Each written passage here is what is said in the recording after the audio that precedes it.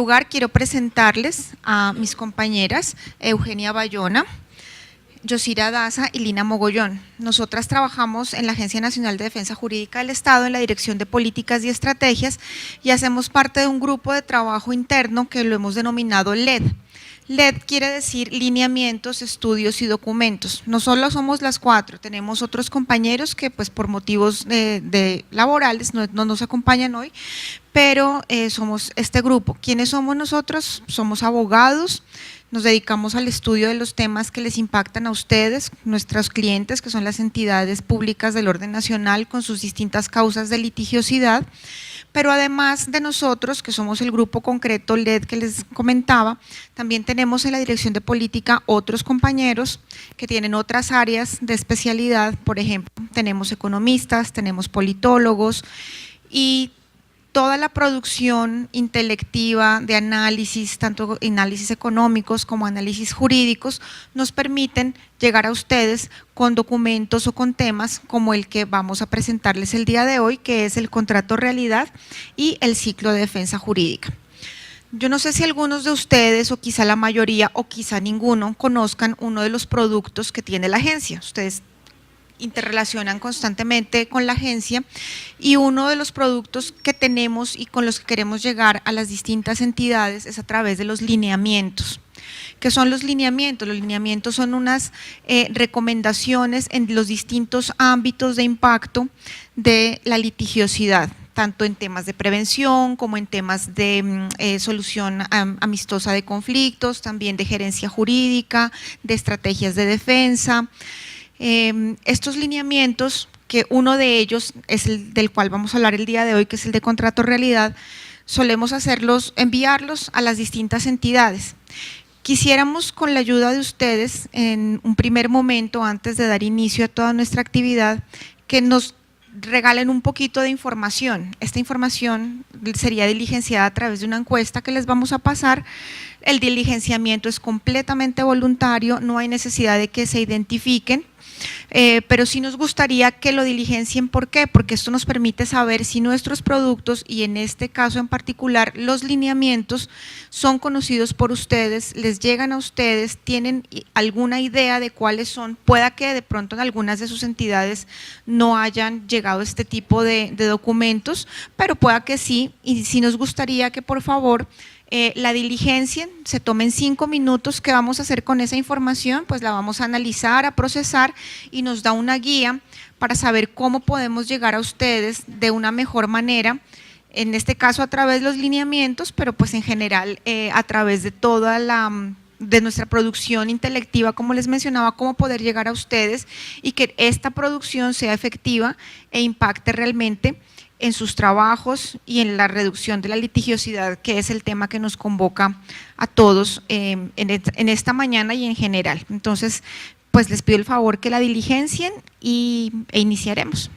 Bueno, muy bien. Ya dando inicio a nuestro tema del día de hoy acerca del contrato realidad y el ciclo de defensa jurídica. Ustedes, este circulito que ven ahí en la exposición, en la diapositiva, yo creo que ya están bastante familiarizados, se lo han explicado en distintas ocasiones, en distintos momentos, pero vale la pena que lo recordemos. ¿A qué hace relación o a qué hace referencia el ciclo de defensa jurídica? El ciclo de defensa jurídica lo ha identificado la agencia como todo el ciclo que encierra todas las actividades que una entidad pública como las que ustedes representan tiene que en el que se mueve en torno a su defensa jurídica. Y entendemos defensa jurídica no solo como la defensa judicial, sino una defensa jurídica integrada. ¿Y por qué está integrada? En primer lugar, por unos elementos transversales. En primer lugar, tenemos la gestión del conocimiento. ¿Qué es gestión del conocimiento? De parte de la agencia hacia ustedes, por ejemplo, son toda esta serie de talleres, conferencias, capacitaciones, pero también la forma de poder multiplicar el conocimiento como lo es la comunidad jurídica del conocimiento, también poder entregarles datos, informes, estadísticas a partir de los insumos que se recogen en el ICOGI. También tenemos los diplomados, capacitaciones, y la idea es que si todos apropiamos el tema del ciclo de defensa jurídica, pues en el asunto de la gestión del conocimiento implica que todo aquel conocimiento que se produce en torno a la defensa de los intereses litigiosos de nuestras entidades no solamente implica apropiar el conocimiento, sino también gestionarlo al interior de toda la entidad y que las entidades también puedan compartir sus experiencias, sus buenas prácticas, y eso es parte de lo que la agencia también busca. Otro elemento transversal es la gerencia jurídica pública. Las entidades, creo que no sé si todas, pero la gran mayoría han escuchado acerca del modelo óptimo de gestión. El modelo óptimo de gestión es un modelo que diseñó la agencia a través de muchos estudios, también entrevistas, conociéndolos a ustedes directamente, para saber cómo es ideal gerenciar la defensa jurídica. Eso implica unas oficinas jurídicas pues de pronto más conscientes, no quiere decir que no lo estén, son maravillosas por supuesto, pero más conscientes de todo este ciclo y de todos los aspectos que cubre. Otro elemento transversal es la prevención del daño antijurídico. Yo creo que todos ustedes han tenido la experiencia de diseñar sus políticas de prevención del daño antijurídico, también han asistido a los distintos talleres que se dictan sobre todos los pasos de la metodología para poder implementar las políticas de prevención de daño antijurídico en su entidad. Y estos tres elementos transversales, ¿en qué van a impactar? Pues tenemos ya en concreto todo el tema de las actuaciones prejudiciales, es decir, todos los mecanismos alternativos de solución de conflictos y todos aquellos pasos previos a un litigio que nos pueden permitir quizá evitar una litigiosidad. También yo creo que muchos de ustedes están familiarizados con la metodología para formular directrices institucionales de conciliación. La agencia ha dictado y está dictando talleres quincenalmente, tanto sobre el tema de elaboración de políticas de prevención del daño antijurídico como para formular las directrices institucionales de conciliación.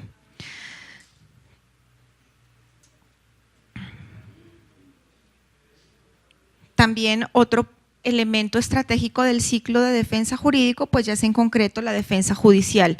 Cómo formular estrategias efectivas de defensa judicial que no simplemente impliquen de llevar de manera organizada todo un proceso, que la contestación, los alegatos, sino desde el inicio del litigio poder tener la estrategia de cómo se va a manejar ese litigio, qué excepciones proponer, cómo contestar la demanda, qué pruebas allegar.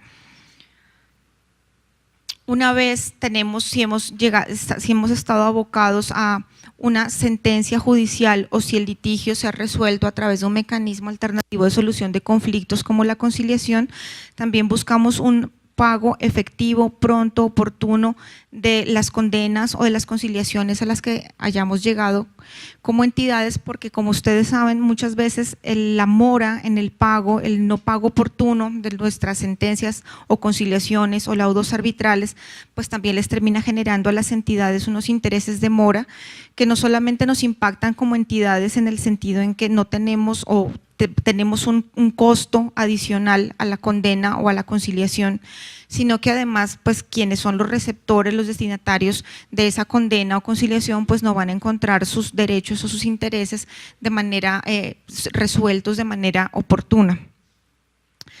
Y finalmente otro aspecto del ciclo es la recuperación de dineros públicos a través de la acción de repetición.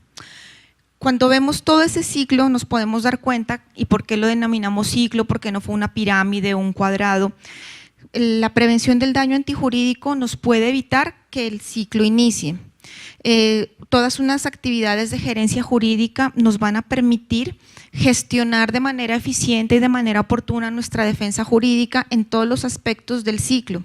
La gestión del conocimiento nos permite que cada riqueza intelectiva que hemos producido tanto ustedes como nosotros, pues no se pierda en un proceso concreto o en un caso concreto, sino que sea apropiado por las entidades y no solo apropiado y compartido al interior de las entidades y que tenga continuidad y que se pueda hacer seguimiento, sino incluso que las entidades lo puedan compartir entre todas las entidades cuando tengan temas o asuntos comunes. Si ya nos vamos, como les mencionaba, a las actuaciones prejudiciales, pues tendremos unas directrices institucionales frente a ciertas causas o ciertos temas que las entidades sabrán cómo actuar y que podrá ser una forma o una manera de abocarse a las solicitudes de conciliación o de mecanismos alternativos de solución de conflictos antes de y saber cómo los vamos a gestionar en el momento en que se presenten. Pues la defensa judicial es algo con lo que todos estamos familiarizados.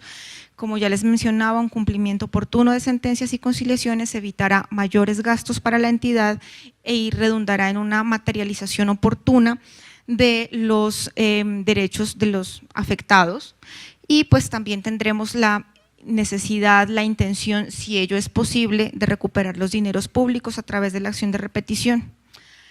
Ya teniendo claro o habiendo recordado el ciclo, les queremos contar en relación con los lineamientos que la agencia, a través del grupo que presenté inicialmente y del cual hago parte, formula, dependiendo de las causas de litigiosidad, lineamientos para que las entidades públicas como ustedes tengan una guía.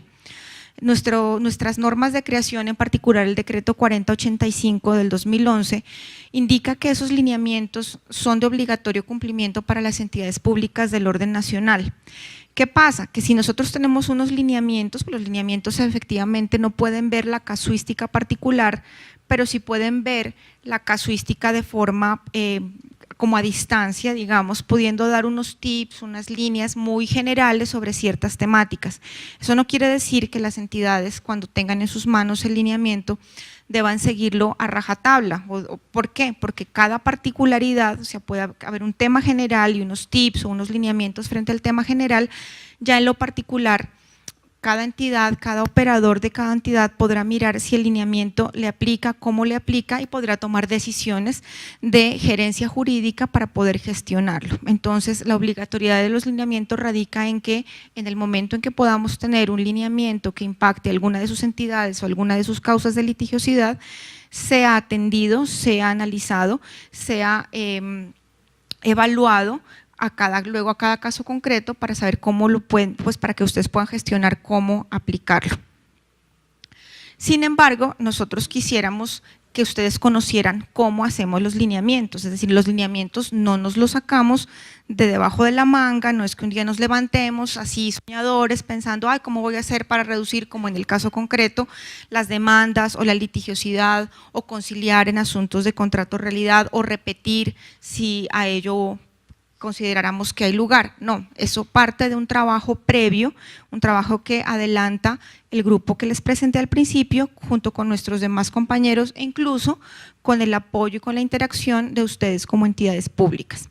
Entonces, para hacer un poquito más dinámica esta conversación, los invitamos y les vamos a pasar unos sobres que contienen un jueguito. El juego es muy divertido y a quienes lo puedan llevar a cabo de manera adecuada, pues tendrán un reconocimiento, un premio, y el objetivo de este juego es que ustedes puedan entender cómo hacemos los lineamientos, qué trabajo hay detrás de los lineamientos y que puedan apreciar que son unos documentos pues que tienen un proceso previo, que tienen unos insumos, que tienen una forma de llevarse a cabo y pues queremos que tengan ese conocimiento. Entonces mis compañeros les están entregando un sobre. En ese sobre, ¿qué van a encontrar? Van a encontrar 8 hojas. Cada hoja tiene un nombre, tiene un título que hace relación a los pasos y hay un numerito. ¿Cuál es el objetivo? Que ustedes puedan mirar esas hojas y según lo que a ustedes les parezca, según lo que ustedes crean, puedan enumerarlas del 1 al 8, entendiendo cómo podrían ser los pasos para llevar a cabo un lineamiento.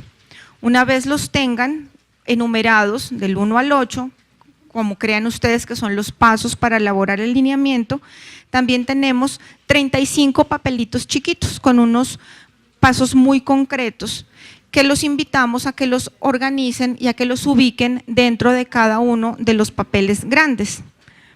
Y así podremos verificar. Para este ejercicio, para esta dinámica, contamos con 20 minutos. El grupo que vaya terminando levanta la mano, le asignamos un número y en ese orden podemos ver quién fue terminando de manera más pronta y también quién lo hizo de manera adecuada.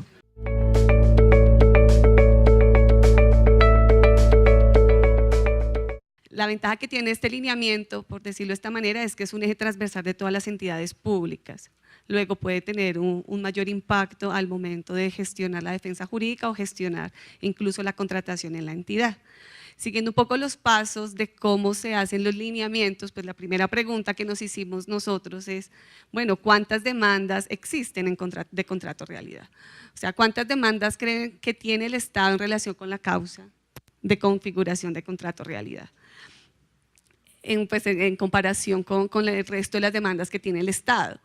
Pues nosotros, para ayudar un poco más a la respuesta, creamos estos 3 rangos. ¿Ustedes qué piensan? Es decir, pueden haber de 5.000 a 7.200, o de 7.000 a 8.000, o de 8.000 a 10.000.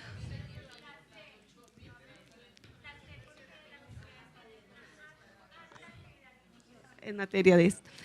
El sistema de información ICOGI nos arroja que las demandas que tiene el Estado están en el rango de 7.000 a 8.500. Según ICOGI tiene 7.386 demandas en relación con la configuración del contrato realidad. Como es un dato que se ve agregado, pues porque tenemos la demanda de toda la litigiosidad del Estado, puede que en nuestra entidad represente contrato realidad el mayor porcentaje de demandas, pero si lo comparamos de pronto con otras causas que nos elevan un poco la litigiosidad derivada del Ministerio de Defensa, entonces como que nos sube un poco más, nos baja el rango de contrato de realidad, pero no le quita importancia. ¿Cuánto representa entonces esa litigiosidad de la causa de contrato de realidad en la litigiosidad general del Estado? Representa un porcentaje muy pequeño, que es el 1 al 2%. La agencia, analizando estos 2 datos, es decir, que la litigiosidad no era tan alta y que no representaba tanto porcentaje, sin embargo siguió siendo un tema de interés del Estado. ¿Por qué? No solo porque las entidades públicas nos pedían lineamientos acerca de un problema que tienen a diario y que viven todos los días, porque todas las entidades públicas están en el tema de la contratación por contrato de prestación de servicios, es decir, lo necesitamos, sino también porque existen muchas noticias en el periódico y muchos estudios que comienzan a evidenciar que tenemos un problema con los contratos de prestación de servicios. Algunos estudios no oficiales, sino de la sociedad civil, comienzan a decirnos casi que de las 100 personas que trabajan en una entidad, 50 son de planta y 50 son de contrato de prestación de servicios. Y si bien ese 50% de que tienen ustedes en su entidad que están por contrato de prestación de servicio puede que no demande, en un futuro hay que tomar medidas para empezar a evitar que esto suceda. Yo recuerdo mucho en la primera época trabajando en métodos de prevención, en la metodología de prevención del daño antijurídico, una entidad me decía, nosotros tuvimos que ampliar la personal porque nuestras funciones eran muy altas, eran muy grandes, y teníamos una persona contratada por contrato de prestación de servicios y que comenzamos a vincularla para que hiciera las funciones que hacen los empleados públicos, es decir, para tratar el objeto de la entidad.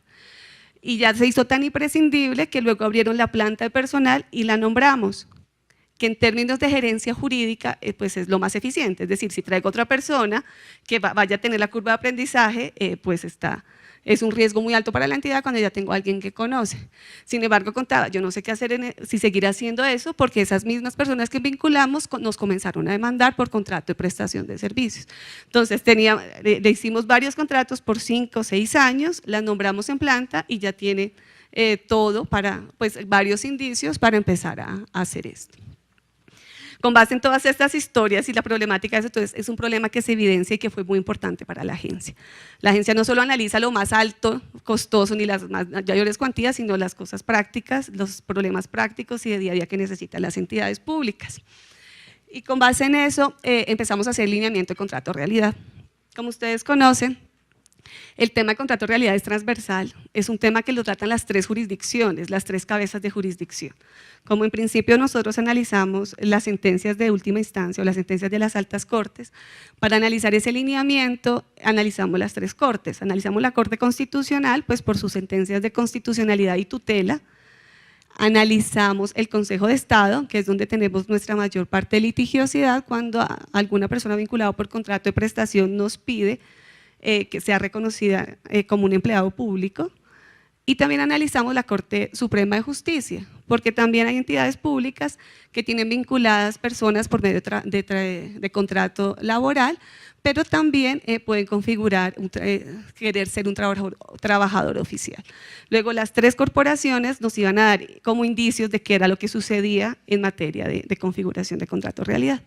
Analizamos la jurisprudencia, analizamos doctrina, miramos convenios de la OIT, diversos estudios que si bien no se plantean en el lineamiento, nos dan un poco de indicio de qué está pasando en la actualidad. Es un tema que se vuelve actual. Entonces son un montón de factores que comienzan a ser analizados con nuestro principal objetivo, que es el de la agencia, a pesar de que se analizan todos estos factores, que es reducir la litigiosidad y reducir las condenas. Este es nuestro objetivo inmediato, a pesar de que lo veamos muy estructuralmente, nuestras acciones van enfocadas a estos ejes. Hicimos las fichas de análisis jurisprudencial, se hicieron más de 10 problemas jurídicos, por ahí unos 20 problemas jurídicos que los van a encontrar en el módulo de jurisprudencia. Problema jurídico relacionado si la subordinación constituye sí o no un indicio para, el horario constituye un indicio o no para configurar el contrato de realidad, si con solo probar el horario es suficiente para que me condenen por la configuración de contrato de realidad, qué otros factores son necesarios, cuáles son las pruebas más pertinentes. De la lectura de estos lineamientos también se evidenció, nuestro primer acercamiento es con la demanda, con la sentencia, es cuando analizamos la problemática y comenzamos a evidenciar qué tipo de defensa hacen las entidades públicas. Como ustedes ven, el insumo nos lo da el juez, no tenemos, o sea, sabemos qué dijo la entidad pública porque en la sentencia se dice. Si el juez omite decir todos los argumentos de la entidad pública, pues no tenemos esa forma de conocerlo. Sin embargo, de ese análisis de las sentencias también advertimos algunas particularidades que podrían ser objeto de mejora en la defensa, y con base en eso se elaboró el lineamiento en relación con la causa de configuración de contrato de realidad. Ese lineamiento salió este año como una comunicación interinstitucional de carácter reservado, es decir, lo mandan a los jefes de la oficina jurídica y él es el encargado pues, de socializarlo con las personas que crea que tenga que conocer este lineamiento. Les voy a contar a grandes rasgos de qué se trata el lineamiento, porque la idea es que ustedes trabajen con él y lo conozcan y sea aplicable y lo critiquen y miren su utilidad y miren cómo si puede ser efectivo o no. El lineamiento trata 3 temas, los 2 principales tienen que ver con las medidas en prevención y las medidas en defensa. En prevención pues ubicamos que existen como 3 fases importantes en donde podríamos actuar para evitar que se configure una relación laboral. En una fase es en la celebración de contratos. Nos hemos dado cuenta que algunos estudios de conveniencia o son muy generales o comienzan a hacer referencia a las funciones esenciales de la entidad que necesitan, que sin la presencia de esta persona vinculada por contrato de prestación de servicios no puedo hacer una función esencial que puede constituir un indicio luego para efectos de la configuración del contrato de realidad. También vemos cláusulas en los contratos que son muy amplias. Entonces, esta persona ha sido contratada para apoyar en la gestión jurídica, sin decir efectivamente qué es. Cuando tenemos una cláusula tan amplia, pues corremos muchos riesgos. Corremos el riesgo de que el supervisor del contrato pues diga, apoyar la gestión significa que usted tenga que estar todo el tiempo aquí en las instalaciones, apoyar la gestión significa que si bien lleva todos estos meses trabajando en hacer algún documento, ahora le ponga también a atender público. Apoyar la gestión significa cualquier cantidad de actividades. Luego, una medida de prevención también podría ser claridad en las cláusulas del contrato. En la celebración del contrato también podemos coordinar la necesidad de cumplir horario o permanecer en la entidad. La jurisprudencia contencioso-administrativa también ha sido clara en establecer que hay actividades que se pueden contratar por contrato de prestación de servicios y que se deben cumplir horario, porque son actividades esenciales para la actividad que estoy contratando, pero hay otras actividades que no necesariamente necesitan que se cumpla horario. Entonces, si necesariamente no se necesita que se cumpla horario, pues no es necesario ponerlo en el contrato, pero si sí necesariamente necesita que esté ahí, dice, oye, es que esta actividad solamente se necesita o solamente la puedes ejecutar de 8 a 5, porque en esa hora es que vas a atender el público, y tienes que permanecer en la entidad, pues porque no puedes sacar los documentos son reservados. Pero si yo puedo trabajar desde la casa con cualquier otro elemento sin necesidad de estar en la entidad, pues es ideal que en los contratos pues exista este tipo de cláusulas. Y evitar cláusulas que restrinjan la autonomía. Esto depende mucho también del tema contractual que se esté haciendo, ¿no? de qué servicios se esté prestando. Otra medida de prevención se puede dar en la supervisión del contrato. En algunas entidades también se ha observado que el supervisor del contrato del papel generalmente no es el supervisor del contrato. En la realidad es otra persona la que le está dando instrucciones a la persona contratada por prestación de servicios. Y entonces, a pesar de que el otro firma que sí quiso todos los productos, no sabemos en verdad quién está ejerciendo la supervisión y si el que está ejerciendo la supervisión le está pidiendo cosas que no debería pedirle porque no están en el contrato. Entonces es muy importante tener presente la forma adecuada de supervisar el contrato. Cuando se supervisa el contrato, y eso genera un poco más de conciencia, no solamente no lo hacen las oficinas jurídicas, eso también está en las misionales. Personas que si bien no tienen día a día contacto con las normas, pues también pues son personas que por medio de una capacitación fácilmente les podemos explicar, porque puede que ni siquiera lo hagan intencionalmente, sino que no saben que no le podía pedir cosas que no estaban en el contrato. Y coordinar el cumplimiento del contrato. Y en la ejecución del contrato es muy importante evitar acciones que afecten la autonomía, es muy importante mirar, porque también vimos casos en donde iniciaban procesos disciplinarios internos en la entidad, en donde, por ejemplo, obligaban a la persona a asistir a reuniones de socialización de la entidad, pues cuando no hace parte de su objeto contractual, a participar en actividades culturales cuando pues, no fue contratada para eso, y eso hace parte un poco más. Si bien el talento humano busca que todos nos integremos, pues también hay que tener un poco de precaución de que la persona vinculada por contrato de prestación de servicios no está obligada a participar en estos eventos, a no ser que el contrato o alguna parte le diga es que hace parte inescindible de su objeto contractual. Eso depende mucho de la voluntad de las partes cuando lo estén haciendo. Y evitar que la actividad sea de carácter permanente, sobre todo si tiene que ver con las funciones de la entidad. Como tiene que ver con el caso que les contaba, que nos contaba una persona de una entidad pública que renovó y renovó el contrato, se fue tan imprescindible y tuvo que contratarlo. Y en medidas de defensa hay 3 ejes también muy importantes. Un eje es en el proceso de elaboración del acto administrativo, porque también advertimos que las personas una vez son desvinculadas o incluso estando vinculadas solicitan pues el reconocimiento de sus prestaciones sociales. Dice, yo en verdad tengo una relación laboral, reconózcame las vacaciones, las cesantías, todo lo que se deriva de este reconocimiento, y en algunos eventos vemos que el acto administrativo sale diciendo no tiene derecho a nada.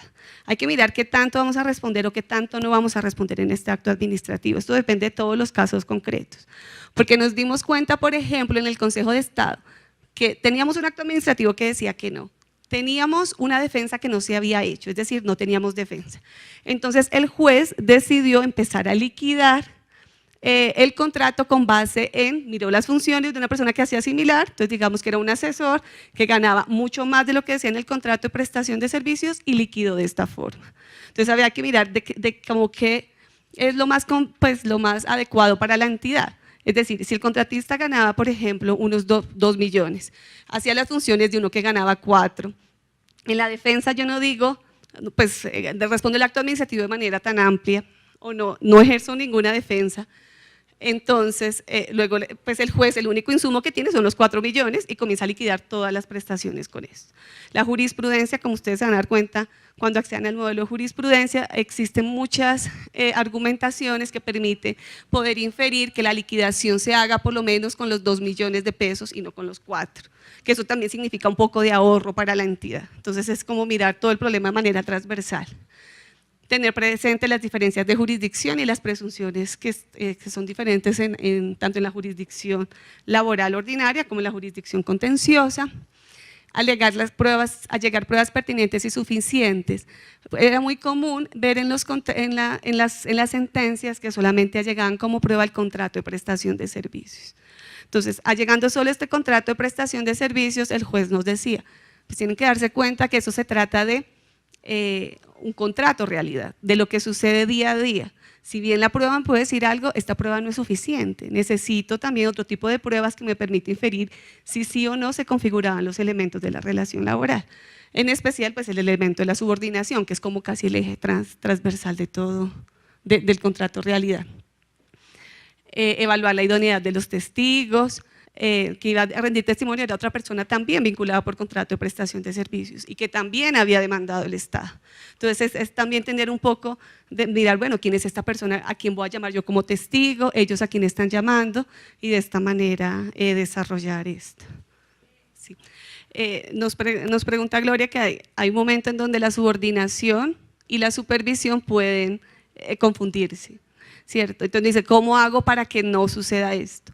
Existen muchos indicios que pueden llevarme a la subordinación. Por ejemplo, pedir cosas que no están en el contrato. Por ejemplo, pedir un horario si no es necesario.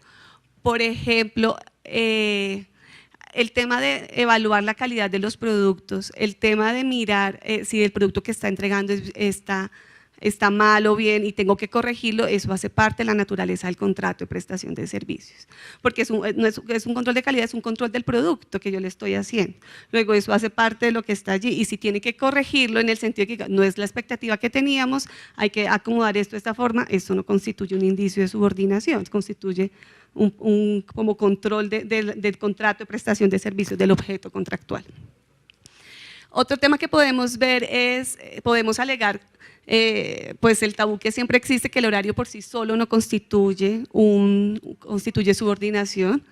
La actividad se desarrolló en coordinación, él tuvo autonomía cuando la ejecutó, no ejecutó acciones con funciones propias de la entidad y hay que tener en cuenta también el reconocimiento de los derechos según la jurisdicción. Esto es como la parte más general de los lineamientos. En el texto de la circular encuentra los lineamientos mucho más detallados. En el documento de contrato realidad se resuelven cada uno de los problemas jurídicos, diversos problemas jurídicos que evidenciamos y en el módulo de jurisprudencia van a encontrar las líneas. Ahora vamos a ir a un receso.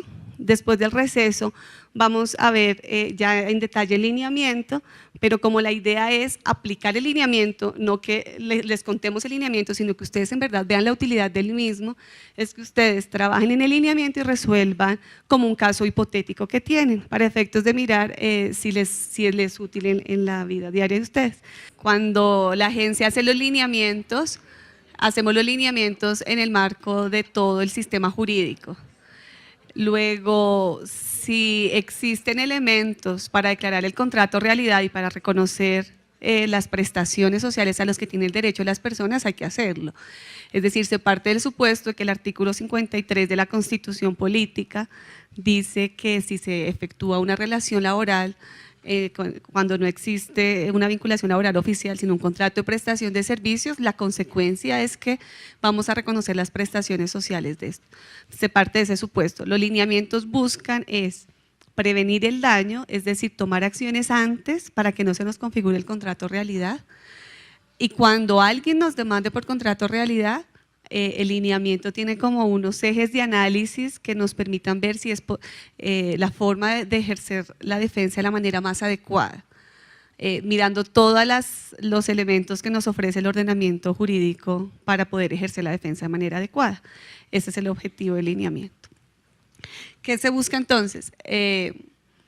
Como la idea no es que les explique acerca del contrato realidad, yo creo que ustedes de pronto tienen mucha más experiencia en el asunto y en el litigio día a día y en el día a día de sus entidades. Muchos de ustedes serán de las oficinas de contratación, sabrán cómo hacen los estudios previos en sus entidades. Muchos serán de la oficina jurídica, otros serán de control interno, cada uno es de su experticia. El ejercicio práctico que vamos a hacer ahorita le vamos a entregar el lineamiento de contrato realidad y les vamos a entregar un caso. Es un caso muy sencillo, pues no es de la vida real, pero que toma muchos elementos que pueden serles útil, y la idea es analizar 3 escenarios posibles en ese caso. Para eso vamos a tener 30 minutos. Los 3 escenarios posibles que vamos a ver es, usted es el asesor de una entidad y le van a preguntar, su jefe le va a preguntar, independientemente de la profesión, oye, ¿qué hago para que esto no vuelva a suceder, lo que está en el caso? ¿Es posible no llegar a litigio? Y si llego a litigio, ¿cuál considera usted que puede ser una estrategia de defensa adecuada? La idea es entonces que con base en el lineamiento busquemos aplicar esto al caso concreto, pues para ver si día a día este producto les resulta útil a ustedes día a día en sus oficinas.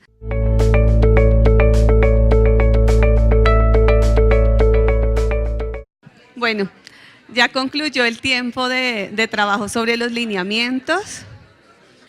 Habían unas preguntas guía de qué podríamos analizar en cada uno y cómo estaba el lineamiento. Algunas cosas nos decía, otras tal vez no, sí.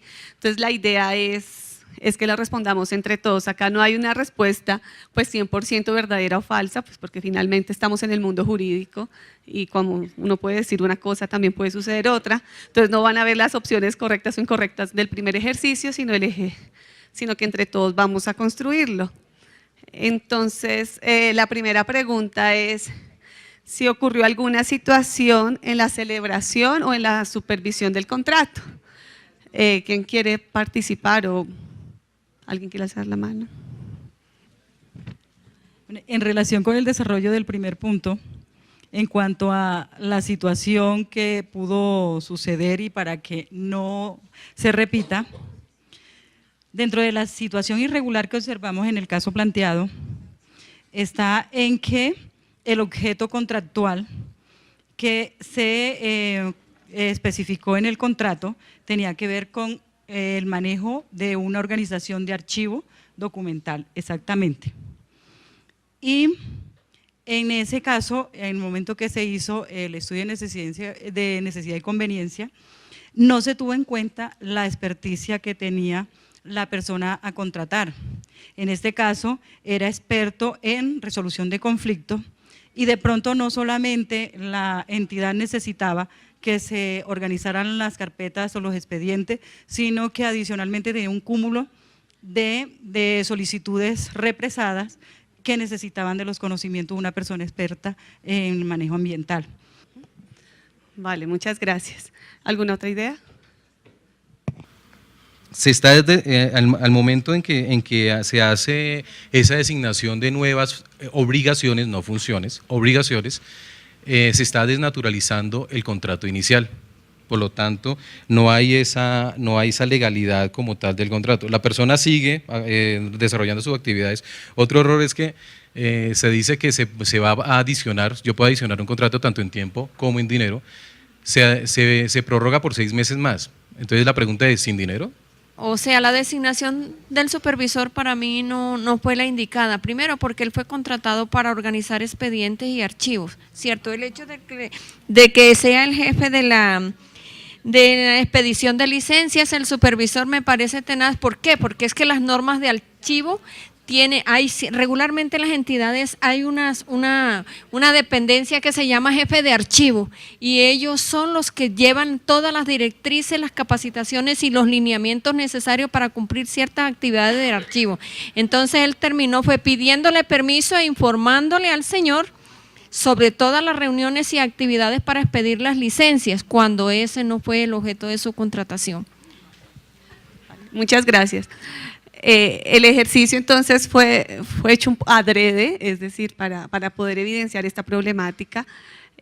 pues todos ustedes tienen la razón en todo lo que han advertido, es decir, que hubo falencias desde la planeación del contrato, desde la creación de la necesidad de qué es lo que queríamos requerir, en la estructura del contrato, en la asignación del supervisor del contrato, en la ejecución del contrato.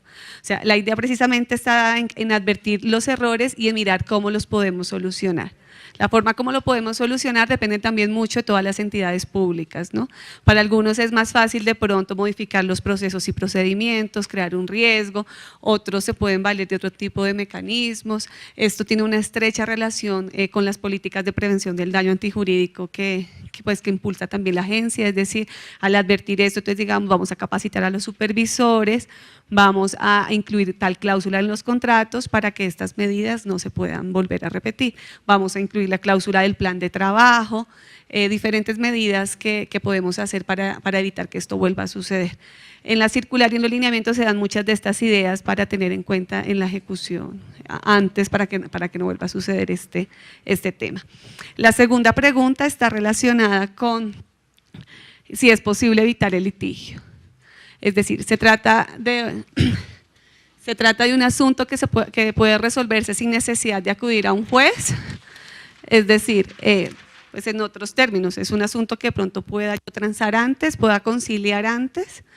¿O ustedes cómo ven este tema? ¿El tema de contrato realidad como tal es un asunto conciliable? ¿Ustedes qué analizaron allí? Nosotros consideramos que sí se puede evitar llegar a un litigio, puesto que como requisito de procedibilidad dentro de la jurisdicción contenciosa es agotar la vía de la conciliación. En este caso, al acudir al Ministerio Público, una vez hecho el análisis por el Comité de Defensa Judicial y Conciliación de la entidad, obviamente se lograría determinar que al convocante le asiste razón. Por esa razón sería estudiar entre los integrantes del Comité de Defensa Judicial la propuesta conciliatoria y esa llevarla a la primera audiencia de conciliación prejudicial en la Procuraduría. Pues ya eso en el evento de que, porque ahí da por hecho de que ya el Ministerio del Medio Ambiente emitió un acto administrativo donde le negaba inicialmente las pretensiones, lo que él solicitaba. Entonces, en principio es un asunto que puede llegar a conciliación y en este caso específico hay pruebas como contundentes para uno decir, tengo todas las pruebas necesarias y puedo conciliar, o en verdad existe algún tipo de duda en el caso o alguna forma de defenderme para yo decir, puede que gane más en defensa y no empecemos a conciliar de una vez. En principio, pues, tendríamos que ir a una audiencia, es un asunto que podría ser conciliable o no. En este caso podemos decir no es conciliable porque tenemos elementos de juicio para decir tengo pruebas suficientes o puedo debatir estos dos elementos en la defensa, en un litigio, luego no tengo la prueba suficiente para decir en verdad hay relación laboral. Entonces no hay pruebas suficientes de que se configure una configuración de una relación laboral. Ahora, ¿el derecho es exigible o no? Como ustedes saben, el tema de la prescripción ha tenido como varios debates de la prescripción y la caducidad en el tema de contrato realidad. En la circular también se explica un poco la última tendencia del Consejo de Estado. Y la última tendencia del Consejo de Estado es, hoy se acaba mi vinculación por contrato, usted tiene 3 años para hacer la reclamación administrativa. Si en esos 3 años no me hace la reclamación administrativa, al momento de que yo la presente aquí en el 4.º año, significa que ya la acción, que los derechos han prescrito. Esta es como la tesis final después de unas tendencias donde comenzaron a decir que como cuando el juez declara la relación laboral, es decir, uno declara la relación laboral y luego la consecuencia jurídica es que tenemos las prestaciones sociales. Hubo una tendencia al Consejo de Estado que decía, pues las prestaciones sociales prescriben 3 años después de que la obligación se hace exigible. ¿Y cuándo se hace exigible? Cuando la declara el juez. Entonces eso generó un caos absoluto, porque entonces personas que habían dejado de trabajar hace 15 años presentaban una solicitud de nulidad, ya tenían los 4 meses para iniciar la acción de nulidad y restablecimiento de derecho, y comenzaban a pedir sus derechos laborales partiendo de la base. Finalmente el juez me los va a declarar hasta ahorita. el Consejo de Estado advirtió esto y dijo no, sigo con la tesis de que es a partir de la declaratoria del contrato de realidad, pero siempre y cuando dentro de los 3 años posteriores a la terminación usted me presente la petición. Esa es la última tesis en materia de contrato de realidad. Entonces, en principio, en este caso no estaría, ¿de qué año es esto?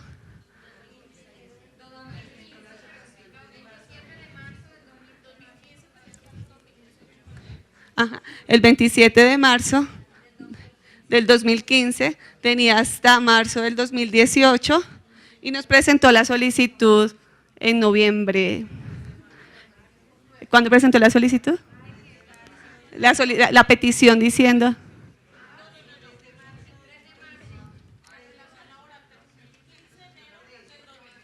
El 15. El 3 de marzo del 2015. Ah, vale, si la reclamación la presentó el 3 de marzo del 2015, pues en principio… Ah, no, todavía no está caducada. Está bien, sí. De eso se trataba. Vale, ahora vamos a analizar el último punto ya para terminar. Y es, si voy a litigio, ¿cuál podría ser la estrategia de defensa? ¿Cierto? Entonces, primero, ¿qué jurisdicción sería la competente para conocer el caso? La contenciosa. Es muy importante el tema de la jurisdicción. En la jurisdicción ordinaria laboral existe la presunción de contrato laboral solo probando la prestación personal del servicio. Si el demandante solamente prueba que trabajó para la entidad, ya la jurisdicción laboral concluye los otros 3 elementos y le toca a la entidad empezar a probar lo contrario. Acá en la jurisdicción contenciosa no aplica esa presunción y entonces debemos probar los 3 elementos, la prestación personal, la subordinación y el salario, ¿cierto? Bueno, ya dijimos que la acción no había caducado, que los derechos no habían prescrito. Ahora, ¿qué medio probatorio puede llegar la defensa? Ya nos habían dicho por allí que existían otros tipos de contratos, ¿cierto? Entonces, ¿cómo hago para probar que existía otro tipo de contrato? Tenemos este hecho, ¿no? No, de que existe otro tipo de contrato. ¿Por qué medio lo podíamos probar, por ejemplo?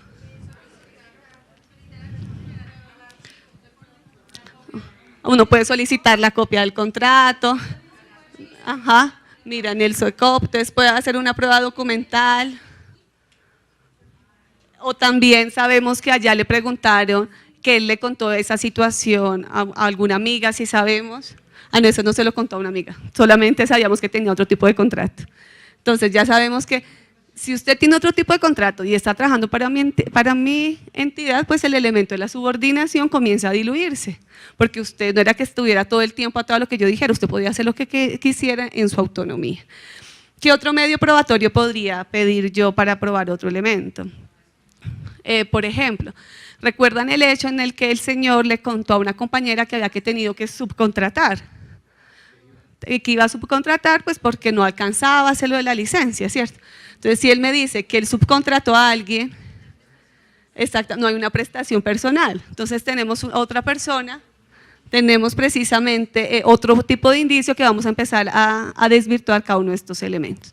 ¿Y cómo puedo probar este tema de que él subcontrató o quería subcontratar? Uh-huh.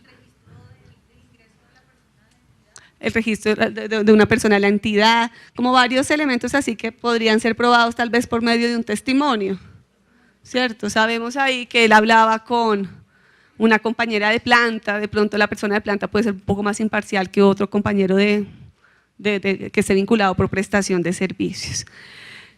Bueno, ahí habían otros elementos, por ejemplo, que la labor de coordinación en el contrato se dijo precisamente que tenía que estar en las instalaciones de la entidad porque no podía sacar los documentos, no significaba que cumpliera un horario. Esto para un tema, ¿no? Que es el tema del archivo. Pero bueno, hay otros medios de prueba en donde ya comenzamos a correrse un poco hacia el otro lado y es, pero usted también comenzó a ponerme otras funciones, usted comenzó a decirme que cumpliera un horario. Cuando resolvía trámites de licencia. no completos, existía la asistencia a las reuniones, representar a la entidad. El litigio de contrato realidad es un litigio de indicios. O sea, ni uno para un lado ni uno. El que resulte pesando más va a resultar concluyendo si se trató de una relación laboral o no. De eso más o menos se trata el ejercicio. La idea es que el lineamiento le hubiera dado un poco de idea a lo que ustedes desarrollaron. Entonces, repasemos las fechas. Es que no recuerdo las fechas. Vale. El contrato termina ¿cuándo? Es que de pronto sí, el 15 de enero del 2015. ¿Y hace la petición? Sí, tiene razón. El 13 de marzo. El 27 de marzo. Bueno, sí, hay que mirar varias cosas. Sí. Es decir, bueno, como ustedes saben, la caducidad es de la acción. Y la prescripción de los derechos, en este caso de las prestaciones sociales. En este caso, pues quedó con que no habían presentado, pues en principio fue que nos llevaron la petición, ¿cierto? No ha presentado la demanda. Entonces, podríamos decir, si el caso fuera analizado hoy, es decir, hoy es 9 de noviembre del 2017, y lo hicieran con base en este acto administrativo, pues ya estaría caducado, claro, porque han pasado los 4 meses, han pasado ya 3 años. Tienen razón, acá ha caducado la acción porque es 4 meses. En junio del 2015, exactamente. Pero pues, eso es acertado. Entonces, supongamos entonces que presentó la solicitud, fue el 27 de octubre del 2017. Y entonces, presentando la petición el 27 de octubre del 2017, teniendo en cuenta que terminó en el 2015, pues en este evento no hubiera caducado y tampoco hubieran prescrito los derechos. Tienes razón, no recordaba las fechas. Esta es la idea de los lineamientos. Los lineamientos se los dimos para efectos del ejercicio, esto se los vamos a hacer llegar de manera virtual. Ustedes yo creo que registraron el correo y esto, entonces lo que pasa es que como estamos en la política de ahorro de papel, entonces nos sirve para próximos talleres. Bueno, y si está rayado, pues nos sirve para saber sus comentarios. Y queremos pedirle un último favor. Yo sé que los hemos estado molestando mucho hoy con papeles, pero para nosotros es muy importante. Vamos a entregar un último papel que es una encuesta final. Y esa encuesta final tiene un propósito muy especial. Y es que ustedes nos digan cómo les parece que deberían llegar los lineamientos a ustedes, si consideran que estos talleres son necesarios, que otros temas necesitan desarrollar para efectos de mejorar su litigiosidad. Entonces le vamos a hacer llegar la encuesta final para los que nos puedan ayudar con su respuesta. Sí, gracias.